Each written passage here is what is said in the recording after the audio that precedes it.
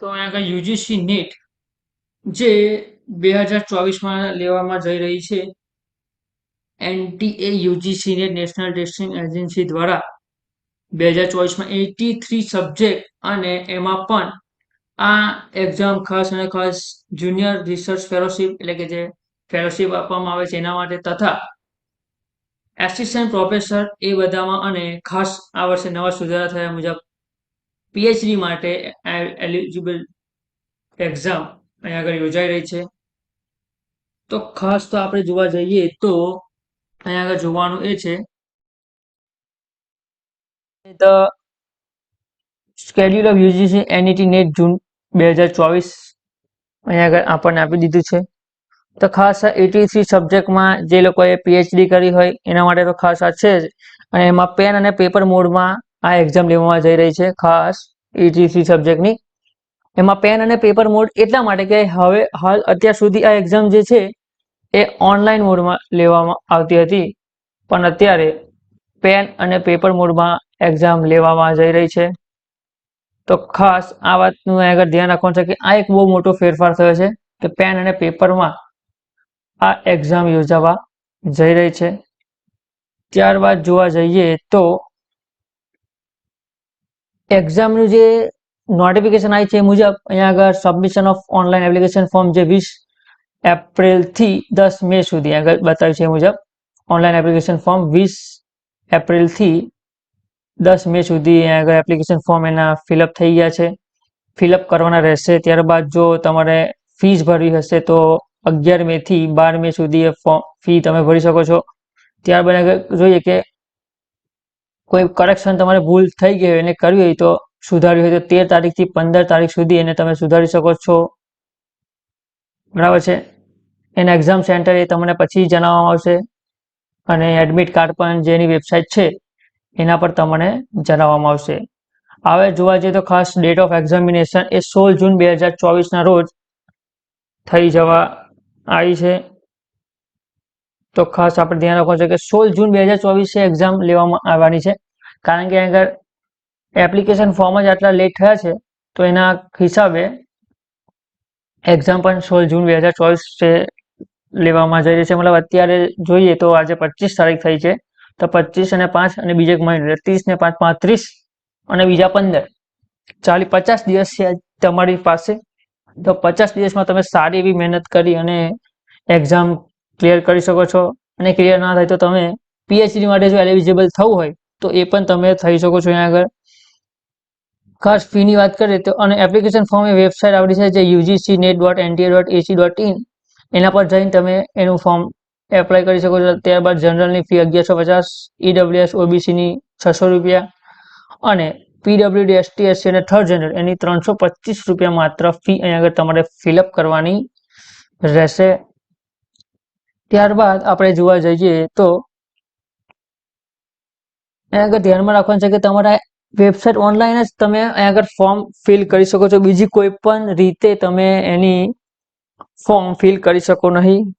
Online form જ તમારે ભરવાનું રહેશે, બીજા કોઈ પણ માધ્યમ દ્વારા આ ફોર્મ ભરી શકાશે નહીં, તેની ખાસ ધ્યાનમાં રાખવાનું છે.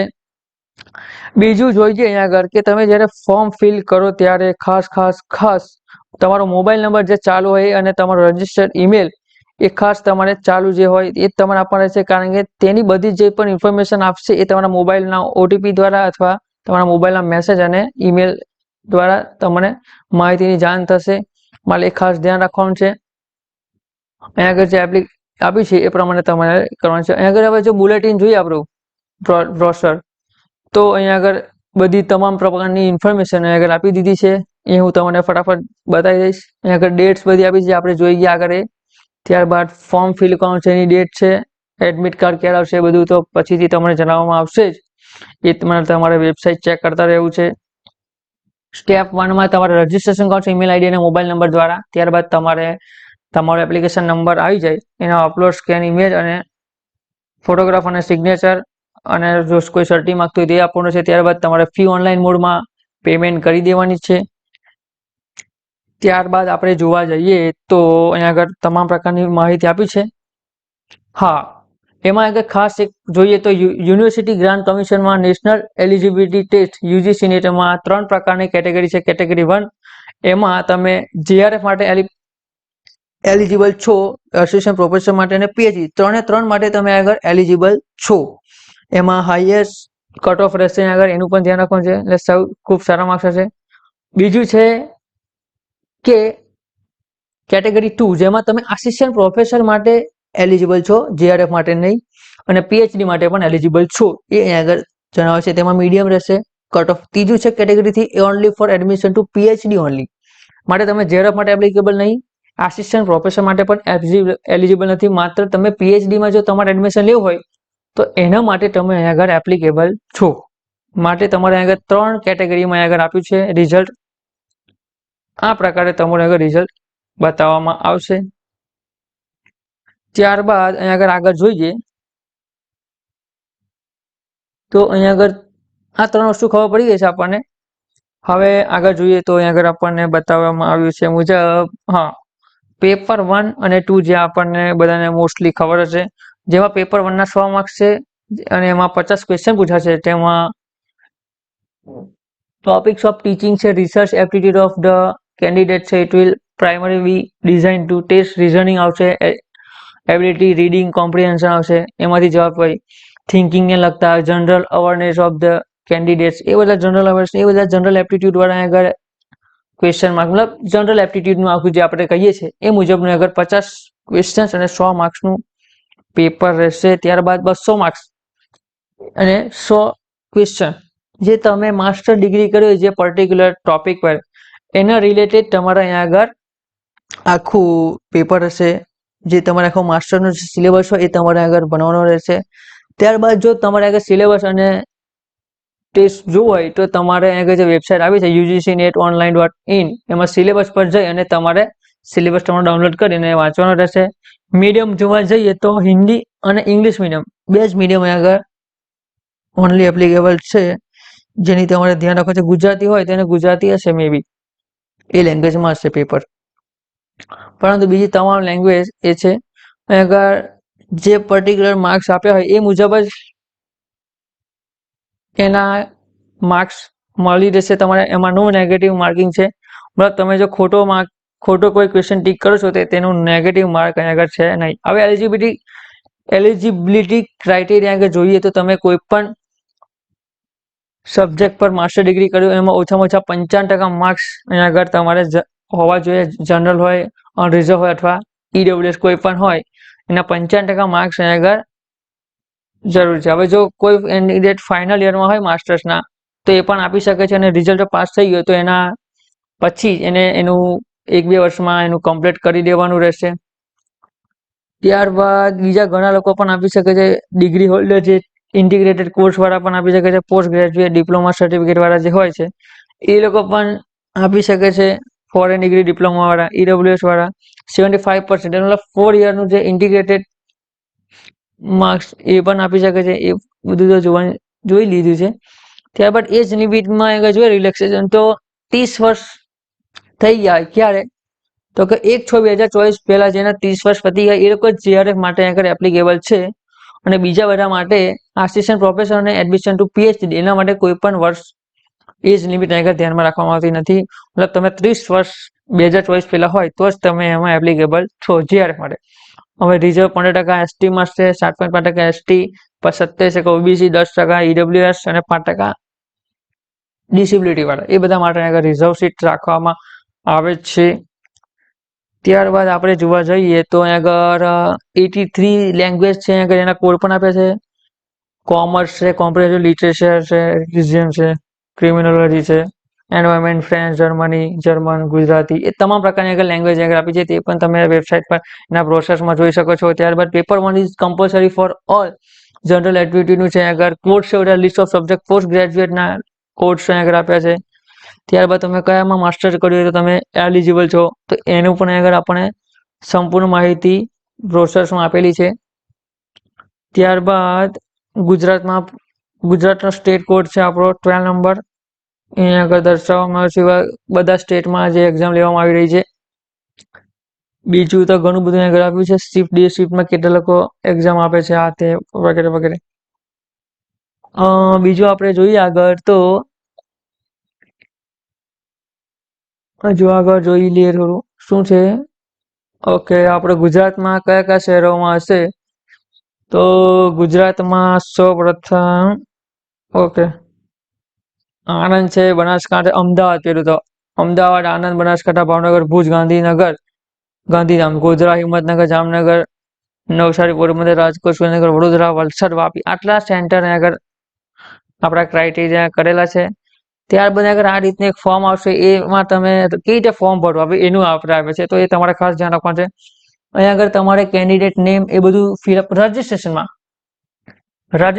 તમારે આગળ જે પણ માહિતી આપી છે તમામ માહિતી, father name, mother name, birth date, email address, confirm email address, gender, mobile number, એ બધું તમારે અલ્ટરનેટિવ મોબાઈલ નંબર હોય તો એ પણ તમે આગળ ભરી શકો છો. નેશનાલિટી, એ તમામ પ્રકારની આપણું એ પ્રોમાઇઝિસ નેમ, લોકાલિટી, ફૂલ એડ્રેસ બધું આપીને તમે આગળ રજીસ્ટ્રેશન કરી શકો છો.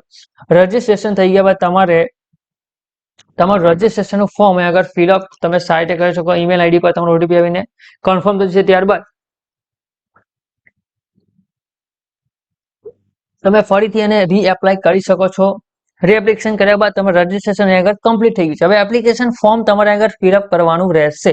તો એમાં તમારે તમારું નામ વામ, તમારી લોકાલિટી ઇન્ડિયન છે, ડિસ્ટ્રિક્ટ, એ બધું તમારે પરમનન્ટ એડ્રેસ સાથે બધું થઈ જાય તો એને સેવ કરી અને ત્યારબાદ અહીંયા આગળ શું આવે છે, ઓકે કેન્ડિડેટ નેમ છે, બધું આગળ તમે પહેલા કરી ચૂક્યા છો. એન્યુઅલ ઇન્કમ જે ના કર્યું હોય તમારે આગળ ફરીથી ફિલઅપ કરીને સેવ અને લેટર કરી ત્યારબાદ તમારે કયા બેઝ પર તમે આ કરશો તો તમે માસ્ટર કરો તો એ અથવા જે પણ હોય તમારો એનું પાસ સ્ટેટ, પ્રોગ્રામનું નેમ છે, એનું કઈ યુનિવર્સિટી છે, કેટલા માર્ક્સની કેટલા આવ્યા છે, ક્વોલિફાઈંગ યર, સ્ટેટ, એનું રિઝલ્ટ મોડ કયો છે, પર્સન્ટેજ અથવા ગ્રેડ, તે પ્રકારની આગળ તમામ માહિતી ફિલ કરીને સેવ કરી ત્યારબાદ અહીં આગળ આપણે જવાનું રહેશે કે વિધિન એડમિટેડ ઇન પીએચડીમાં જો તમે એપ્લાય હોય તો એના માટેનું છે.